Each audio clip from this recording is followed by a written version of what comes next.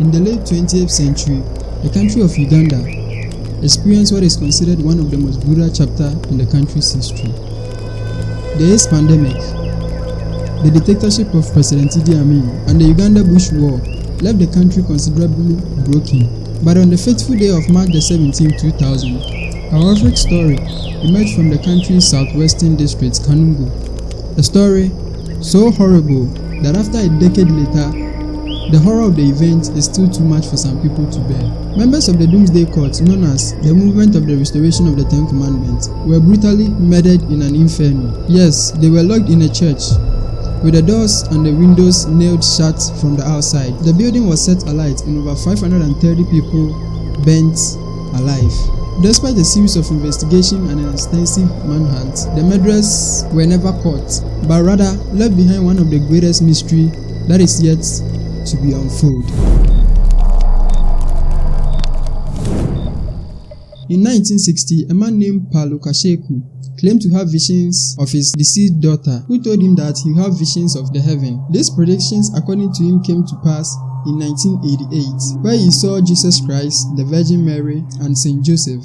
Surprisingly, his daughter, named Credonia Merinde, also claimed to have the same visions. Credonia was a shopkeeper, a brewery, and also a prostitute. But in 1998, after having those visions, his father instructed her to go and spread the message of the Virgin Mary. So he set off and went to spread the message. After moving from several cities and failing to convince people, he stumbled upon a man named Joseph Kibwetere, and so they had a brief conversation and she was able to convince him. Surprisingly, Joseph Kibwetere also claimed to have had the same visions in 1984, which is earlier before he met Credonia. Also, his convictions were strengthened after Credonia claimed to have had the visions in a cave near Kibwetere's house in Rashmere, which is closer to where Kibwetere lives. And so just like that, the movement was formed, a movement that will go on to leave the greatest mystery in the annals of crime.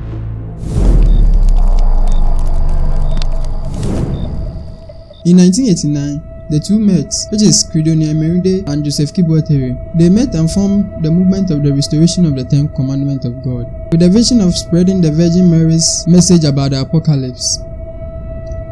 Credonia managed to convince two other women to join the movement, and afterwards, all three moved to stay with Joseph Kibwetere in Rashmere in the man's family's house.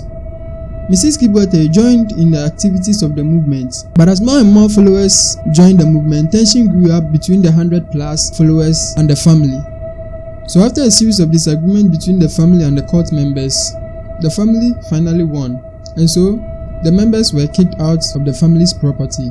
In 1992, the cult and its leaders packed and left to Kanungu, a nearby village. Kibwetere never moved back despite his family's invitation to do so.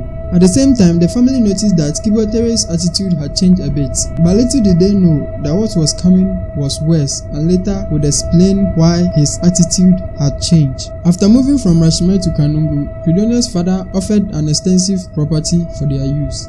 The sect grew in importance after Dominic Kataribabu, a respected priest with a PhD from the United States, joined the sect. The 5 primary leaders were Joseph Kibwetere, Credonia Merinde, Joseph Kasapurari, John Kamagara, and Dominic Kataribabu. In order for them to obtain funds for the increasing number of disciples, Joseph Kibwetere sold his 3 other properties, a car and a milling machine. But he wasn't the only one. The cult leaders also told the cult members to sell their belongings and hand over the money to the courts in order to keep the cult running. By 1990, the cult had grown into a thriving community. And by 1997, according to the filing of the government, the cult's members were listed at nearly 5,000 people. Movement leaders declared that the apocalypse would occur on 31st December 1999. The group had strong emphasis on the apocalyptic end time highlighted in their book, A Timely Message from Heaven, The End of the Present Time, and new members were required to study it at least 6 times per day and be trained in it. They thought that to avoid domination in the apocalypse, one has to strictly follow the 10 commandments. The emphasis on the commandment was so strong that even talking was discouraged among sect members. for the fear of breaking the 9th commandment, thou shalt not bear false witness against your neighbor. In some days, communication was conducted through sign languages. Fasting was also one common thing about the group, and on Mondays and Fridays, only one meal was eaten. Sex was forbidden, as was so. And as the new millennium approached, preparation of the apocalypse began, which they call it the end of the present time. As the new year approached, activities of the movement became practiced. Their leaders urged them to confess their sins for the preparation of the apocalypse. Cult members also sold their belongings cheaply, including their cattle and their clothing. Past members were re-recruited and work on the field ceased. So, everybody waited for the end time. January 1st, 2000 passed without the apocalypse, and the movement started to arrival. Members began to question Credonia, Emerinde, and Kibwetere, and that was not the end. Payment to the church reduced drastically, and the Uganda police even believed that some of the members who were required to sell their belongings and hand over the money to the movement rebelled and demanded for their money, which was already given. After the passing of January 1st, 2000 without the apocalypse, many cult members became disillusioned and demanded for their money. And so guess what the leaders did? They set another date for the apocalypse to occur, with 17th March 2000 being announced.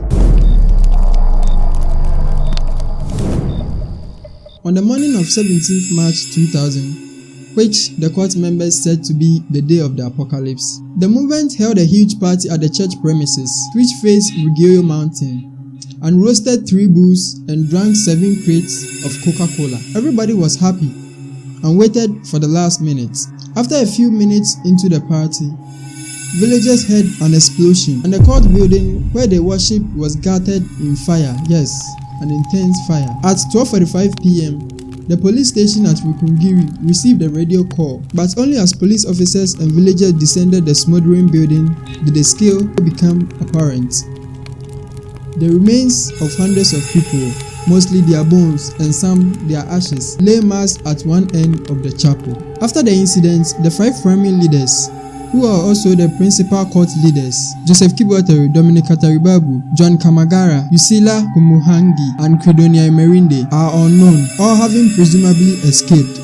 But for a moment, let's zoom in a bit to the life of the first suspect, Joseph Kibwetere. He was a successful man who married Teresa Kibwetere and lived in Rashime with his family, where he owned several properties, hundreds of cattle, and his own mailing business. He became a school teacher and ended back into his own primary school, where he impressed his students with his devotion to his faith. He became a supervisor at a regional Catholic school and even founded a private school of his own. Mr. Kibwetere had a brief line with politics, campaigning for the opposition Democratic Party in 1980 election, but dropped out after their defeat. Oh, and he even donated the land on which 2 local Catholic churches were built. But according to his wife, the man they have known for decades as pious Catholic devoter started to change drastically as 3 women approached him one day after church in 1989, and these women were, of course, Credonia Emerinde, Yusila Kumuhangi, and Angela Mugisha. Okay, so let's break it down. A very well and respected man meets a woman who claimed to have visions of the Virgin Mary and sent her to him, and after a brief conversation, he also claimed to have the same visions as the woman he met, and just like that, a movement was formed, a movement that would go on to commit the greatest crime in history. So now the question is, how did a very respected and successful man suddenly turn into a priest who murdered his flock? This still remains a mystery. But what if he also died in the blaze, as police initially suggested? No one can tell for sure. But what we know, and also make the situation worse, is that 4 days after the church fire, police investigated the movement's properties, and what they discovered was just too much for the brain to comprehend. Hundreds of bodies had been buried at the sites across southern Uganda on the movement's property. 6 bodies were discovered sealed in latrines on the Kanungu compound. And as if that was not enough, 153 bodies were found at the compound where they worshipped in Buhwange. 155 bodies at Dominic Kataribabu's estate at Rugazi, where they had been poisoned and stabbed, and another 81 bodies lay at leader Joseph Imorende's farm. In fact, investigators said they believed that there were many more bodies in the pit latrine on the site of the compound where they already found 6 bodies. Later, police stated that they had been murdered about 3 weeks before the church inferno, though a 2020 BBC report suggested that the bodies had been accumulated several years before the inferno. This also remains a mystery, as no one really knows when, how, and why they were really murdered. The Uganda police later questioned a man who think is the only survivor named Peter Ahimbisabwe. In the interview, Mr. Ahimbisabwe, who is from Kanungu, described the final few days. He did not describe exactly how members who questioned the selling of their properties disappeared. He also said he left the court compound at 7:30 the morning of the fire. He said he had a feeling that something bad was about to happen, but left only because he was hungry. According to him, on his way out, he said he ran into a court member named Hilary, a man he described as a fervent believer who was carrying a hammer and nails. Mr. Ahimbisabwe said he assumed later that Hilary was the one who nailed shut the window on the church to prevent people from escaping the flame. But whether this account is true or not, no one can really tell. A teenage survivor of the massacre has sworn that Mr. Kibotere was not in Kanungu on the fateful night and that he saw Mirinda running through nearby field as the place exploded. On that day, locals said they held a party at the court compound with 70 crates of soft drink and 3 bulls were consumed. This version of the event has been criticized by an unidentified Uganda source. Other speculation of the theory has taken too many forms, which is just too much to cover in a single video. After medical examiners examined the body, it was discovered that many of the people who had died in the fire was actually poisoned before they died in the fire, which they estimated to be around 395 people. After searching the site, the police announced that the final death toll had settled around 924, although some sources state that it is more than that, and some also say that the figures are not really clear. So the initial suspicion that all the members died in a mass suicide was revised to mass murder when hundreds of bodies were discovered in the pits at the site related to the movement that had died at least weeks prior to the events. Some with signs of strangulation, while others with stab wounds. Police believe that failure of the doomsday prophecy led to the revolt in the ranks of the sect members, and the leaders set a new date with a plan to eliminate their followers. The discovery of the bodies at other sites, the fact that the church had been boarded up, the presence of the incendiary and the possible disappearance of the leaders all point to this theory.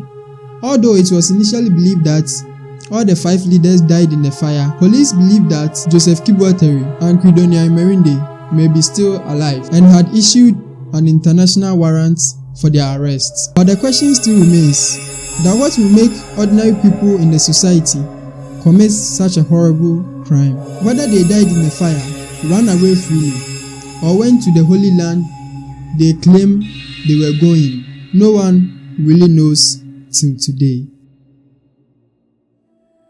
Hello guys, thank you very much for watching this video, and if you like this video, please consider subscribing. I have more amazing projects coming on, so please, if you like this type of scary documentary style video, please hit the subscribe button. And also, if you like the video, don't forget to like it. If you don't like it, just dislike it and tell me in the comment section why you didn't like it. Thank you. See you in the next one.